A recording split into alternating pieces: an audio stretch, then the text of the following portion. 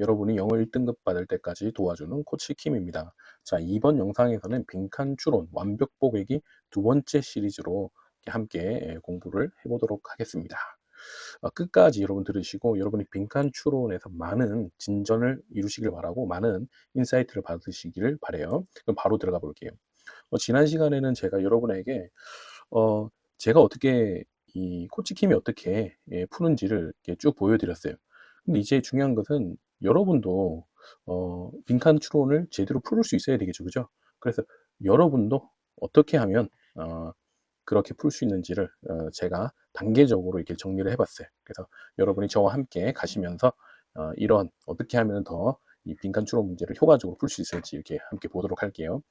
자, 제일 중요한 것이 이것입니다. 빈칸 추론 문제는 여러분이 이 대전제를 분명하게 마음속에 가지고 계셔야 되겠고 이것을 제대로 깊이 인식을 하셔야 되는데 그것은 무엇이냐면 모든 문장은 지문 안에 있는 모든 문장은 주제를 중심으로 자 논리적으로 그리고 유기적으로 연결되어 있다는 것을 여러분이 정확하게 아셔야 되고 이것을 지문을 분석하고 하나씩 정복할 때마다 이것을 뼈저리게 느끼셔야 됩니다.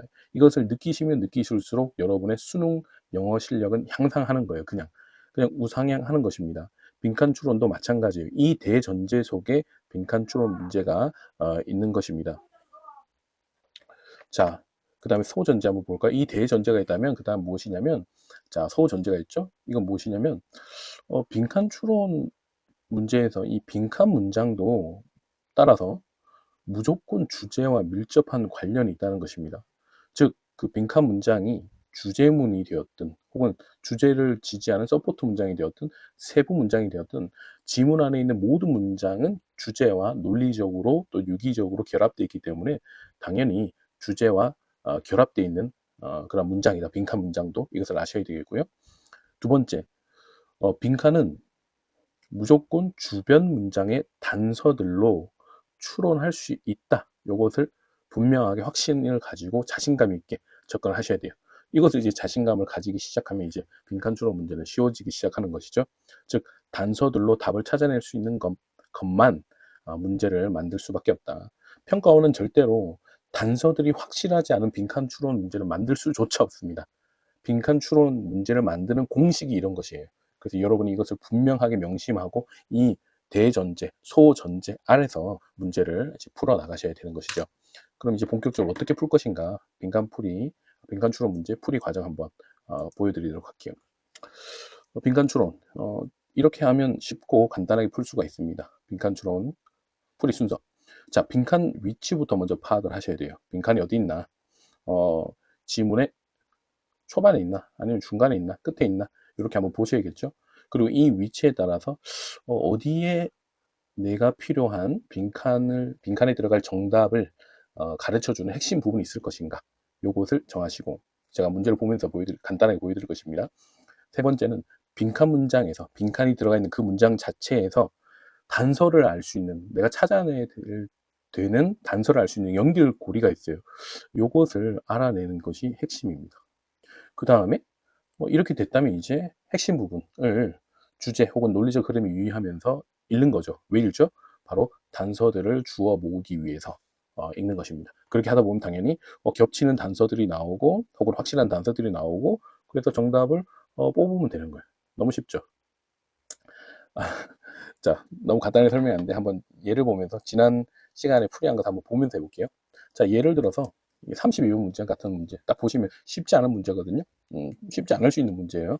한번 보시죠. 빈칸이 어디 있냐면 여기 있잖아요. 그리고 지문이 조금 어느 정도 3분의 1 이상 전개가 됐습니다. 그래서 저 같은 경우는 빈칸 위치를 보고 그렇구나. 그리고 어느 정도 지문이 전개됐기 때문에 이 정도까지 보면 핵심 부분일 것이다. 정답을 가르쳐주는 단서들은 다 여기 안에 있을 것이다. 이런 가정을 가지고 시작을 하죠. 그리고 내가 무엇을 알아야 되는가 연결고리를 찾아보면 빈칸 문장 안에 it이 나오고요. 근데 그것을 불완전하게 가지는 것조차도 자극에 이렇게 휘둘리는 것을 밑줄 한다. 그러니까 우리가 찾아내야 되는 것은 첫 번째 이 it이고 그죠? 그걸 가지는 것이 이 자극에 휘둘리는 것과 더불어 어떤 것을 하는가 이 연결고리를 이제 찾은 거예요. 그러면 이제 쭉 읽으면서 보면, 아, 이것은 critical thinking이었고, mental liberation이었고, this skill이고, 그것이 하는 것은 emotional pressure에서 그것을 피하게 한다. emotional pressure, 감정적인 압력에 굴종하는 것을 피하게 한다. 그러니까 여기 들어가는 것도 어떻죠? 자극에 휘둘리는 것을 피하게 한다. 그죠? 요 내용이 들어가는 것입니다. 그게 답이 바로 나오죠. 자, 쉽죠? 바로 보여드렸고. 마찬가지입니다. 33번도 한번 보시면은 틀릴 수도 있습니다. 여러분이 이 가정을 하는 게 틀릴 수도 있지만 이렇게 하는 거죠. 자, 한번 보시죠. 주제문이 이렇게 쭉 있어요.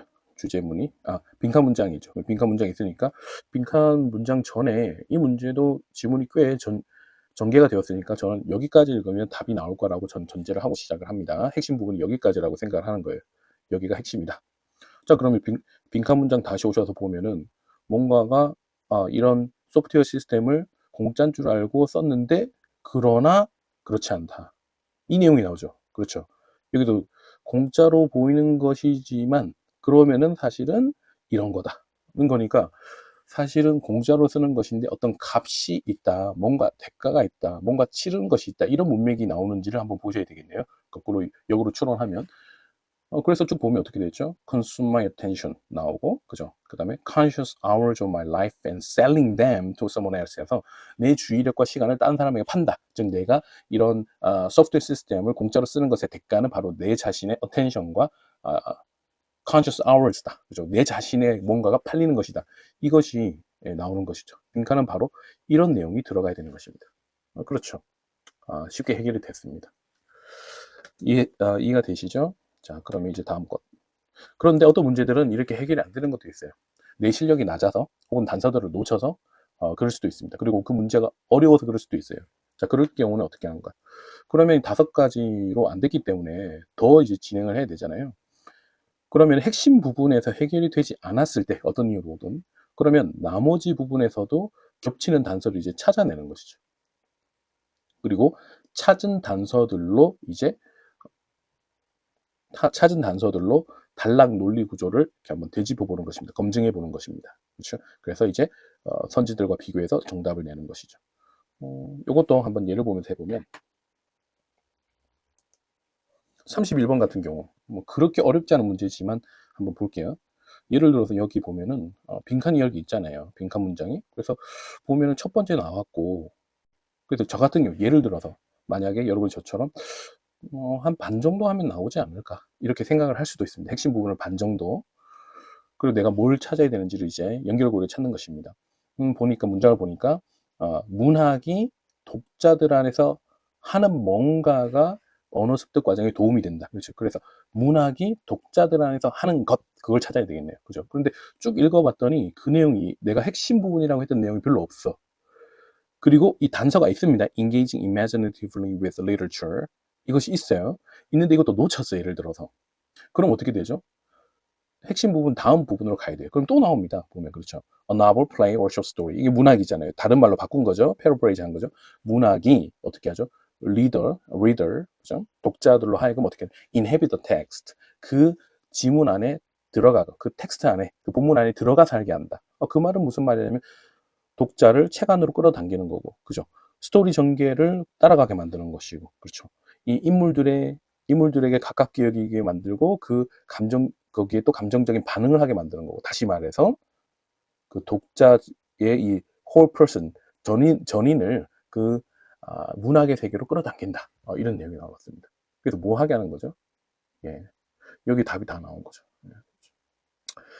이렇게 내가 핵심 부분이라고 했던 곳에서 답이 나오지 않으면 여기 하나 핵심적인 게 있었는데 놓쳤어요. 그럼 그 다음 부분들에 있는 이 겹치는 단서들을 모아서 답을 내리는 것입니다. 이 경우 같은 경우는 우리말로 하자면 몰입하게 하고 내적인 개입을 만들어내고 그렇죠. 독자로 하여금 그 문학 작품 안에 완전히 들어가서 몰입하게 한다. 이런 식의 답이 나와야 되는 것입니다. 그것이 맞는 답이죠. 한 문제 더 볼게요. 자, 34번 문제도 마찬가지입니다. 자, 여기 보시면은 첫 문장에 이렇게 빈칸 문장이 왔어요. 그러면 한 반 정도 읽는다. 요 정도 읽는다. 혹은 요 정도 있는데 나는 저 같은 경우는 이런 식으로 먼저 한 반 정도 읽으면은 핵심 부분이 나올 거라고 한번 가정을 할 수가 있겠죠. 그리고 다시 빈칸 문장을 보면은 내가 찾아내야 되는 연결고리가 있습니다. Centralized formal rules. 자, 이 룰, 법칙들이라고 하는 것이 뭔가를 할 수 있다. 그렇죠. 그래서 법칙들이 뭘 할 수 있는가? 그것이 여기 들어가야 되는 말이고, 이 지문 속에서 우리가 뽑아내야 되는 단서라는 걸 알 수가 있어요. 그래서 단서들이 예시의 형식으로 계속 나옵니다. 그죠? Rules of baseball. 그 다음에 a score of music. 그죠?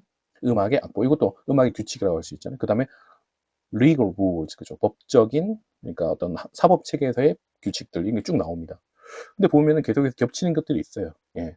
행동들이 뭐 나오고, 이렇게, 그죠? conduct, 이것도 행동들, 이게 나오고, 이런 것을 practice, 그죠? 실행, 이런 것을 장려한다는 얘기가 쭉 나와요. 그런데 뭔가가 부족해요. 그래서 우리 핵심 부분에서 다 못 찾았어. 하나밖에 못 찾았어. 50%밖에 못 찾았어. 그죠? 50밖에 못 찾았어요. 그럼 어떻게 되죠? 나머지 부분으로 가야 되는 거죠, 당연히. 예, 나머지 부분으로 가야 되는 겁니다. 그래서 보면은 어떤 행동들을 장려할 뿐만 아니라 어떻게 보면 establish rules, 역할들을 또 세우고, 또 roles, 그죠? 룰이네요. roles, 그죠? 이렇게 역할들을 세운다. 이렇게 나오는 겁니다. 그래서 이 법칙이라고 하는 것은 장려되는 그런 게임이나 그런 분야에서의 실행들과 역할을 장려하는 거다. 이런 식의 것이 답이 돼야 되는 것입니다. 나오는 거죠. 그죠? 자, 그리고 우리가 빈칸 문제를 할 때 중요한 것은 선지를 선택하는 것도 중요한 부분입니다. 선지를 선택하는 것. 이것도 아주 중요한 부분이에요. 지워버려야 되는 선지들이 있죠. 첫 번째는 무관한 선지. 이건 아니 뭔 소리야 하는 건 당연히 지워야 되는 겁니다. 그 다음에 반대 선지 지워야 돼요. 내용이 반대되는 거, 거꾸로잖아. 지워야 되고. 그 다음에 지엽 선지. 무슨 말인지 언급은 되어 있는데 너무 지엽적이거나 너무 광활하거나 이런 것도 지워야 돼요. 이것도 지워버리고. 그 다음에 저는 어업 선지라고 했는데 이건 뭐냐면 낚시하는 선지예요. 낚시. 수험생들을 아주 유사한 선지를 만들어서 이렇게 조금 독해력이, 논리적인 사고력이 부족한 학생들을 이렇게 엮으려고 하는 낚시 선지, 어업 선지도 지워야 돼요. 한 끗 차이로 틀린 선지, 이런 것도 지워버려야 되는 것입니다. 지나가는 얘기로 왜 그러면 평가하는 사람들이 이런 낚시 선지까지 만들어서 하냐. 그것은 좋게 말하면 여러분의 해석의 정밀성을 가늠하는 방법으로 쓰는 것이고요. 그리고 또 하나는 더 실제적인 이유는 변별력을 높이는 용도로 쓰는 겁니다. 우리나라에서 지금 높으신 분이 킬러 문항 내지 마라. 너무 어려운 지문 내지 마라. 그러니까 지문이 너무 어렵지 않은 대신에 선지에서 이렇게 낚시 선지들을 만들어서 변별력을 높였던 겁니다. 조금 안타까운 경우인데요. 일단 그렇습니다. 그래서 무관한 선지, 반대 선지, 지엽 선지, 어업 선지 다 제거해야 되고요. 이것도 하나 예를 볼까요? 아까 저희가 풀었던 건 문제입니다. 보시면은 여기 아까 핵심이 뭐라 그랬냐면 두 가지가 핵심이었어요. 어떤 실행과, 그죠? 어떤 역할을 장려한다, 이런 내용이었잖아요. 근데 보면은 말도 안 되는 것이 여기 조금 벗어난 거. categorize one's patterns of conduct는 들어갔는데 나머지는 좀 벗어났죠. 이건 아니고. 그 다음에 3번부터 볼게요. encourage new ways of thinking. 새로운 방식의 사고방식. 이거 완전히 또 아니죠. 그 다음에 4번. 강화해요. 한 사람 행동은 나왔습니다. 그리고 어떤 사법적인, 그리고 확정된 컨텍스트 안에서, 아니죠. 이것도 조금 벗어났습니다. 지역적입니다. 5번 보시면 facilitate productive activity. 생산적인 활동을 장려해요. 뭐 함으로써? 역할들과 어떤 실행들을 세움으로써. 이것이 답입니다. 근데 2번을 잘 보세요. 2번 잘 보시면 핵심어가 다 들어가 있어요. roles and practices in a society. 사람들을 이끌어, 그죠? 어떤 그 역할들과 실행을 하게. 그런데 뭐 때문에 틀렸죠? 한 단어 때문에 틀렸어요. re-evaluate. 재평가하게 만들어. 이런 내용은 없었거든요. 근데 잘 보시면 핵심 두 단어가 들어가 있어요. 그죠? 그래서 만약에 이것을 가려내지 못하면 덜커덕 걸려버립니다. 이게 바로 뭐라고요? 낚시라고요. 그죠? 그죠? 이런 부분들 유의를 하셔야 되는 것이죠. 자, 그래서 그러면 여러분이 이제 어떻게 하면 이 빈칸 문제, 모의고사에서 푸는 빈칸 문제를 맞출 수 있을 것인가. 일단 풀이 순서를 한번 봤는데 종합적으로 한번 볼게요. 이렇게 하면 이 빈칸 문제 4개 중에 3개 이상 푼다. 먼저 첫 번째는 여러분이 꼭 하셔야 되는데 지문을 볼 때, 문제를 풀 때 여러분의 사고 과정을 표시하면서 풀어야 됩니다. 왜 표시해야 되냐? 바로 나와요. 두 번째, 반드시 복귀하고 오류를 찾아내기 위해서예요. 여러분의 사고 과정을 표시하지 않으면 동그라미도 치고 세모도 하고 밑줄도 긋고 이렇게 연결도 시키고 이렇게 하지 않으면 나중에 여러분 틀렸어도 왜 틀렸는지를 몰라요. 그죠? 맞았어도 왜 맞았는지 모르고 그럼 발전이 없어요. 그죠?